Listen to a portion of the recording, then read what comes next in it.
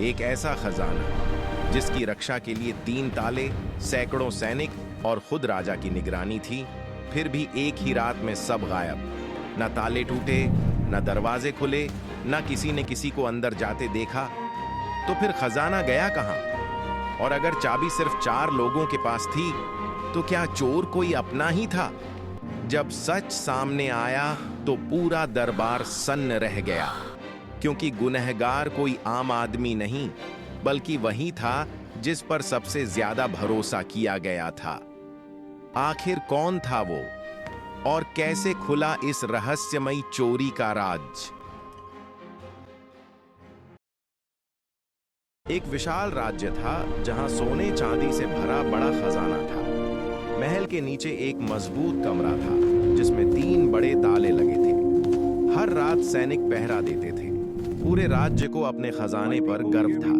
राजा भी निश्चिंत रहता था। एक सुबह अचानक दरबार में शोर मच गया।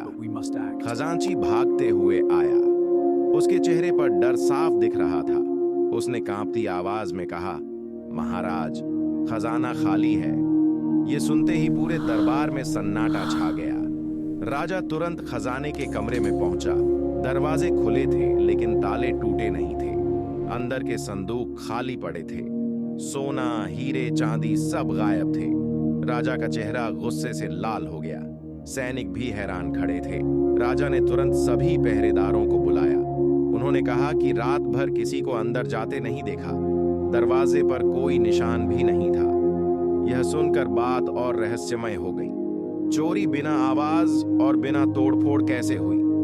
राजा ने मंत्री, सेनापति और खजांची को दरबार में बुलाया। तीनों चुप खड़े थे। राजा ने सख्त आवाज में पूछा, सच बताओ, यह काम किसने किया? तीनों ने एक साथ कहा, हम निर्दोष हैं महाराज।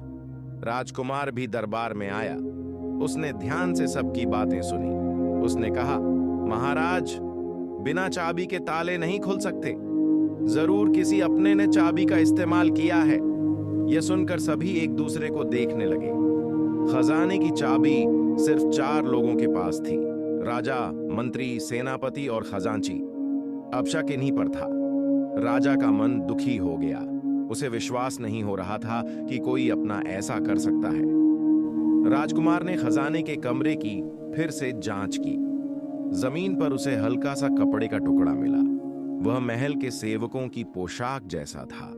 उसने वह टुकड़ा उठाया और चुपचाप अपने पास रख लिया।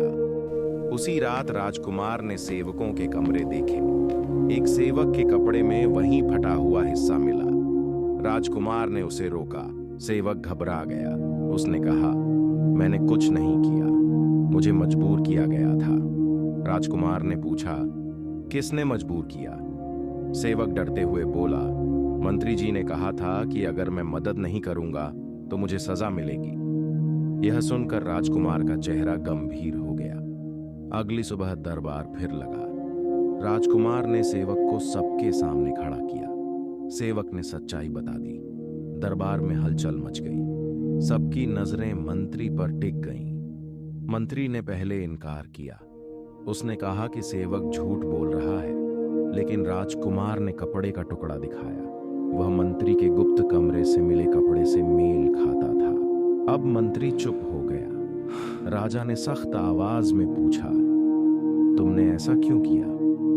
मंत्री ने सिर झुका लिया। उसने कहा, मैं दूसरे राज्य के लालच में आ गया था। उन्होंने मुझे धन और पद का वादा किया था। मंत्री ने बताया कि उसने खजाना गुप्त रास्ते से बाहर भेजा। महल के नीचे एक पुरानी सुरंग थी। वही रास्ता उसने इस्तेमाल किया। सैनिकों को कुछ पता नहीं चला। राजा ने तुरंत सैनिकों को सुरंग की जांच का आदेश दिया। सैनिक दौड़ पड़े। सुरंग के अंत में छिपे संदूक मिल गए। सारा खजाना वहीं सुरक्षित रखा था। खजाना वापस महल में लाया गया। जनता को राहत मिली। राज्य में खुशी की लहर दौड़ गई। सभी राजकुमार की समझदारी की तारीफ करने लगे। दरबार में मंत्री को खड़ा किया गया। राजा ने कहा, जिसे हमने सबसे ज्यादा भरोसा दिया उसी ने धोखा दिया। मंत्री की आंखों में पछतावा था। राजा ने मंत्री को पद से हटा दिया और उसे जेल भेज दिया। उसने घोषणा की कि अब से खजाने की रक्षा और मजबूत होगी। नई व्यवस्था बनाई गई। राजा ने राजकुमार की ओर देखा और मुस्कुराया। उसने कहा, आज तुमने राज्य को बचाया है। दरबार में तालियां गूंज उठी। राजकुमार ने विनम्र होकर सिर झुका लिया। उस दिन के बाद राज्य में फिर शांति लौट आई। लोगों का विश्वास और मजबूत हो गया। राजा ने सीखा कि भरोसा जरूरी है, पर सावधानी भी उतनी ही जरूरी है।